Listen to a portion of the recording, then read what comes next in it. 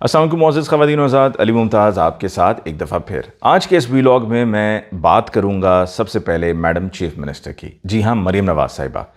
मरीम नवाज़ साहिबा के जिनके बारे में हम बड़ी अच्छी तरह से जानते हैं कि उनको अपनी सेल्फ़ प्रोजेक्शन का बड़ा शौक़ है। वही मरीम नवाज़ साहिबा के जिनके बारे में हम ये जानते हैं कि अपनी तशहीर के लिए कभी वो पुलिस की वर्दी पहन लेती हैं, कभी वो डॉक्टर बन जाती हैं, कभी वो उस्तानी बन जाती हैं और बच्चों को जाकर स्कूल में पढ़ाती हैं और उनके लिए कहती हैं जी हम बच्चों को दूध देंगे, मुफ्त दूध उनको पिलाया जाएगा क्योंकि बच्चों में ग़िज़ाइयत की कमी नहीं होनी चाहिए। और यहाँ पर हम ये भी जानते हैं कि अनहार दूध जो कि शरीफ फैमिली का बिज़नेस है, वो दूध का ही बिज़नेस है उनका। तो मैडम चीफ़ मिनिस्टर हर तरह का वो काम करती हैं कि जिसमें वो थोड़े से नंबर बना सकें और थोड़ी सी मकबूलियत हासिल कर सकें। गो कि उनको ये लगता है कि वो मकबूल तरीन खातून हैं, लेकिन उनको अंदर से जब अपने आप से वो कहती है ना, मिरर शीशे के सामने खड़े होकर पूछा जाए तो शीशा आपको जवाब देता है कि आपकी मकबूलियत इमरान खान की मकबूलियत के आगे ना होने के बराबर है। आपका जो स्टेचर है वो इमरान खान साहब के आगे कहीं भी नहीं स्टैंड करता है। हाँ, अज़मा बुखारी से आप पूछ लें, मरीम औरंगज़ेब से पूछ लें, सानिया आशिक से पूछ लें, तो वो तो कहेंगे कि जी हिमालय से भी ऊंचा है आपका स्टेचर और हिमालय से भी ऊंची है आपकी मकबूलियत। वो तो यही कहेंगे ना कि माउंट एवरेस्ट से भी ऊपर है मामला चला गया हुआ, लेकिन हकीकत कुछ और है। तो मैडम चीफ़ मिनिस्टर जिनके वालिद साहब जब कभी उनकी तबीयत ख़राब हुई है तो पाकिस्तान में इलाज नहीं हुआ, इलाज बाहर हुआ है, बाहर गए हैं। मैडम चीफ़ मिनिस्टर भी अपने इलाज के लिए बाहर जाती हैं, उनके चचा जान वज़ीर आज़म साहब वो भी इलाज के लिए बाहर जाते हैं, उनके कज़न इलाज के लिए बाहर जाते हैं। नवाज़ शरीफ साहब के दोनों बेटे बरतानिया में रहते हैं, यूके के नेशनल हैं। और नवाज़ शरीफ साहब भी अगर प्राइम मिनिस्टर ना हो या इस तरह से कोई उनके पास ओहदा नहीं है, तो अगर ओहदा हो तो फिर तो सरकारी खर्च पे जाएंगे ना, फिर तो सरकारी खर्च पे जाएंगे, अपने पल्ले से क्यों खर्च करेंगे। और अगर उनके पास ओहदा ना हो तो उनके पास इन्वेस्टर ही इन्वेस्टर हैं, एक आवाज़ लगाएंगे और वो वहाँ पर नंबर बनाने के लिए खुशामदी पहुँच जाएंगे। क्योंकि हमारे मुल्क में ना किसी के करीब होने के लिए भी कहते हैं कि खुशामद करनी है, और खुशामद कैसे, माली खुशामद, पैसा लगाओ, तोहफे तोहफ़ दो, इस तरीके से आप अगले के करीब होगे और अगला खुश होगा। तो नवाज़ शरीफ साहब भी इस तरह की चीज़ों से खुश होते हैं और उनको लगता है कि हाँ, मैं कितना मकबूल आदमी हूँ और मुझ पर लोग जान निछावर करते हैं, अपना माल निछावर करते हैं। और यही सोच जो होती है ना, वो इंसान के जवाल का बायस भी बनती है। एडवाइज़र्स ही हमेशा मरवाते हैं। मुशर्रफ साहब सन 2013 के इंतखाबात से पहले 30 मार्च को कराची पहुँचे थे, दुबई से कराची आए थे, और वहाँ वो प्रिंसली जेट्स वाला एरिया के जहाँ सिविल एविएशन अथॉरिटी का हेड ऑफिस भी है, वहाँ से मुशर्रफ साहब बाहर आए थे। और जब मुशर्रफ साहब बाहर आ रहे थे तो मैं वहाँ पे बाहर मौजूद था और उनको ये एक इम्प्रेशन दिया गया था कि जी आप पाकिस्तान आए, लोग तो दीवाने हैं, आपके इंतज़ार में हैं। तो वो वापस आए और वहाँ पर बमुश्किल कोई 50-60 बंदा था जो उनके इस्तकबाल के लिए था। ये थी कुल कहानी मकबूलियत की। और उनको जो मशवरे दिए गए थे वो मशवरे देने वालों ने उनको मिसलीड किया था। तो नवाज़ शरीफ साहब भी अगर बाहर जाएंगे तो उनकी खुशामद करने के लिए लोग कहेंगे जी हम पैसा लगाएंगे, नवाज़ शरीफ साहब को एक सुई भी जो है वो ऐसी नहीं चुभनी चाहिए कि जो कि हमारी ख़रीदी भी ना हो। ठीक है, तो वो नवाज़ शरीफ साहब बाहर जाकर इलाज करवाते हैं। यहाँ पर उनकी बेटी मैडम चीफ़ मिनिस्टर दावे करती हैं कि वो बड़ी बेहतरी कर रही हैं चीज़ों में, हेल्थ सेक्टर बड़ा इंप्रूव हो रहा है, एजुकेशन सेक्टर बड़ा इंप्रूव हो रहा है, हस्पताल बनाने जा रहे हैं जी, कैंसर अस्पताल का, वो भी आप इमरान खान साहब की बुग़्ज़ में बनाने जा रहे हैं, अवाम की खिदमत नहीं कर रहे आप, और वो भी अपने पल्ले से आप खर्च नहीं कर रहे हैं, आप सरकारी फ़ंड को वहाँ पर इस्तेमाल करने लगे और आप कौन सी को तोप चला रहे हैं। और ये कैंसर अस्पताल भी, इसमें आप बुग़्ज़ का एलिमेंट देखें कि कितना है, नापसंदीदगी का एलिमेंट कितना है कि जो मरीम नवाज़ को, मैडम चीफ़ मिनिस्टर को नापसंदीदगी है इमरान खान साहब से, उनकी पार्टी से, उनकी मकबूलियत से, कि जो शौकत खानम अस्पताल है जो इमरान खान साहब ने अपनी पूरी ज़िंदगी उस पर लगा दी, सर्फ कर दी। 91 से मैंने देखा कि लोगों के पास जाते रहे, इवेंट्स ऑर्गेनाइज़ किए, टिकट्स तकसीम बेची जाती रही कि जो उससे डोनेशन इकट्ठी हो सकें, और एक सेल्फ़ एफ़र्ट थी और वो अनथक मेहनत का और डेडिकेशन का नतीजा था कि शौकत खानम अस्पताल कामयाबी से बना और फिर उसके बाद अब बाकी मुल्क के शहरों में भी ये अस्पताल बनाया जा रहा है। तो मैडम चीफ़ मिनिस्टर ने उसी तरह का कि जी मैं, चूँकि इमरान खान ने शौकत खानम यहाँ पे बनाया तो उन्होंने कैंसर अस्पताल बनाना है, वो भी सिर्फ 2-3 किलोमीटर से के फासले पर लाहौर के शौकत खानम से। आपको पूरे पंजाब में कोई और जगह नहीं मिली है, कोई कहीं पर साउथ पंजाब में किसी पसमानदा इलाके में बना दें कि जहाँ पर लोगों के लिए दूर से वहाँ से यहाँ आना मुश्किल हो।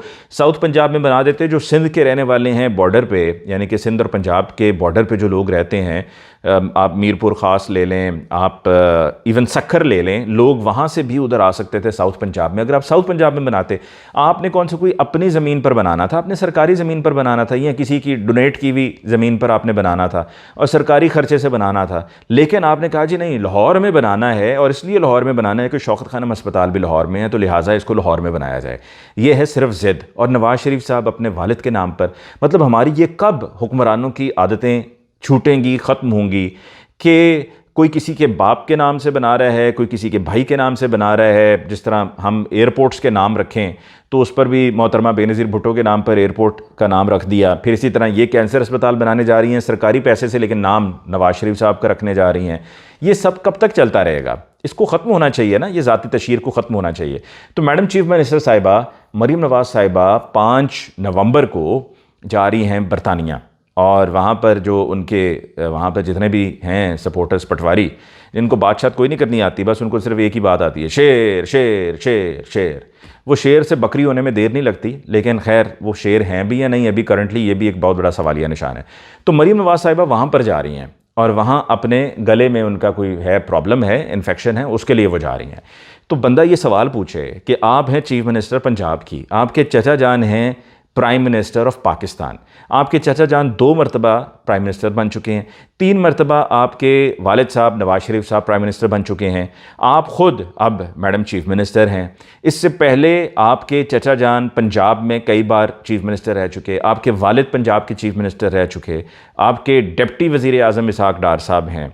तो कमाल है कि आप इतनी मरतबा इतनी बारियां लगा चुके हैं पाकिस्तान पे हुक्मरानी की, पंजाब पे हुक्मरानी की, कि आप एक ऐसा हस्पताल नहीं बना सकते? आप क्या इलाज मुआवजे के लिए ये तमाम सहूलियात जिसके लिए आप बाहर दौड़ कर जाते हैं, ये क्या पाकिस्तान में नहीं बना सकते कि आपको इलाज के लिए बाहर जाना हो? आप इलाज के लिए बाहर जाते हैं, आपने जब हुकूमत से निकलना होता है या हुकूमत ख़त्म होती है तो तब भी आप बाहर दौड़ जाते हैं, और जब आपको थपकी मिल जाती है, इशारा मिल जाता है, तो फिर आप वापस आ जाते हैं कि जब आपको पता होता है कि वापस आते ही आपने हुकूमत करनी है। तो ये सब किस तरह से, ये नौटंकी, ये ड्रामेबाजी, ये कब तक चलती रहेगी?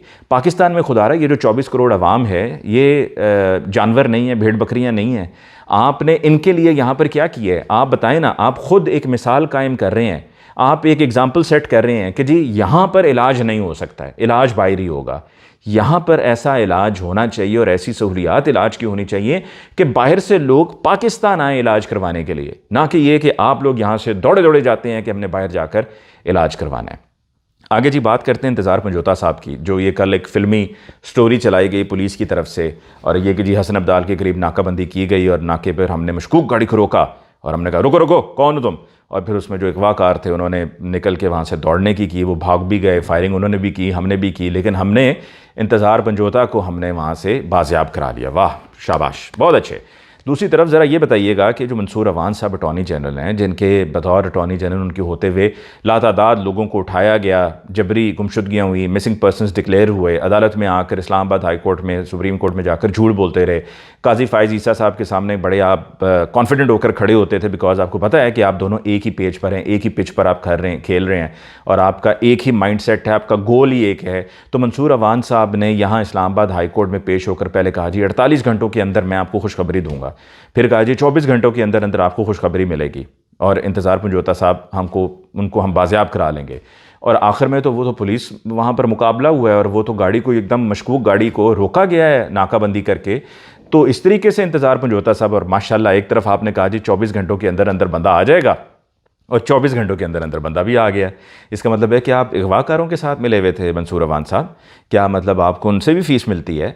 और दूसरा ये कि अगवाकारों ने, ये तो पहले भी डिस्कस हो चुका है कि इंतज़ार पंजोता साहब से 2 करोड़ रुपया उन्होंने मांगा, तो क्या बड़े अच्छे थे ये अगवाकार कि उनको 2 करोड़ रुपया नहीं मिला और उन्होंने फिर भी कहा जी चलो ठीक है छोड़ दो इंतज़ार पंजोता साहब को? और क्या उनको नाका लगा हुआ नज़र नहीं आ रहा था कि जहाँ पर नाका लगा हुआ है वो उधर से गुजरेंगे, और उन्होंने एक बंदा बिठाया हुआ है जिसके उन्होंने पैर बांधे हुए हैं, बाजू पीछे की तरफ बांधे हुए हैं, हाथ बांधे हुए हैं, और चेहरे पर उनके वो उन्होंने कपड़ा डाला हुआ है और आंखों पे उन्होंने कपड़ा बांधा हुआ है और उनको बिल्कुल ब्लाइंड फोल्ड करके लेके जा रहे हैं? तो क्या वो बेवकूफ़ हैं, जाहिल हैं, डंगर हैं, क्या हैं, खोते हैं वो, कि वो वहीं से गुजरेंगे कि जहाँ पर नाकाबंदी हुई है, क्या उनको कोई और जगह नज़र नहीं आएगी कि वो उस तरफ से निकल जाएं, ना कि एक ऐसी जगह से जाएं कि जहां पर नाकाबंदी हुई है।